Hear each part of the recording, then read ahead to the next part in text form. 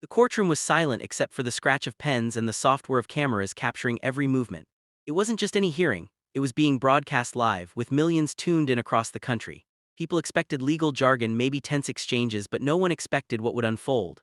And at the center of it all sat Congresswoman Jasmine Crockett, calm in posture but blazing with conviction inside. On the elevated bench, towering over the room, sat Justices Clarence Thomas and Neil Gorsuch. Their presence alone carried weight, men who had shaped the law, men who were used to their words landing like thunder. Crockett had been called to testify, to defend her stance on issues of justice and equality. For her, it wasn't just politics, it was personal. She carried stories, voices, and pain of communities that rarely got a seat at this kind of table. Thomas leaned forward first, his voice sharp, booming across the chamber. Congresswoman Crockett, your statements suggest you question the very foundations of this court's authority. Do you understand the gravity of such claims? Before she could answer, Gorsuch followed, his tone colder, more clipped.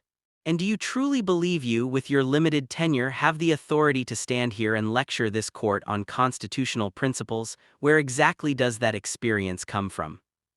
The words landed heavy, designed not just to question but to belittle. The chamber rustled, law clerks shifted, reporters raised their pens higher. It was a spectacle now, two of the nation's most powerful judges bearing down on a freshman congresswoman.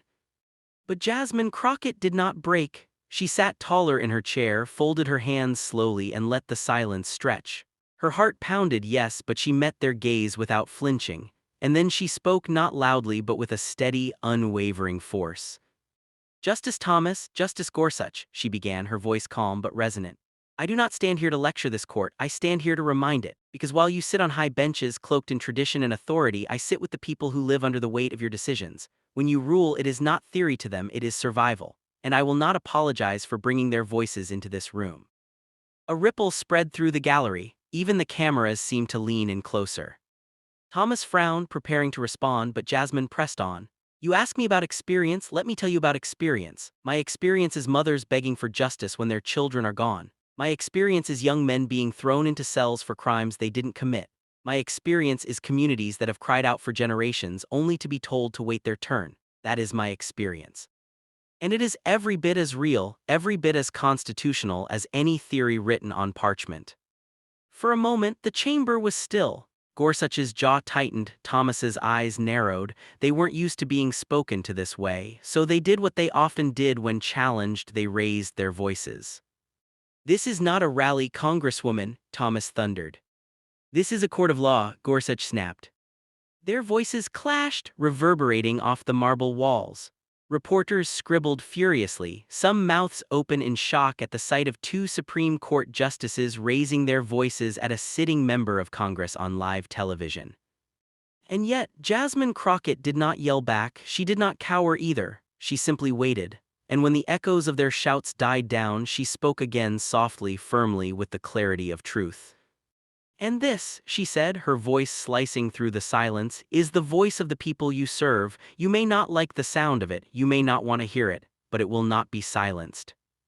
The chamber froze, the justices themselves were struck not because they agreed but because they had been disarmed. Their thunder had been met not with more thunder but with light.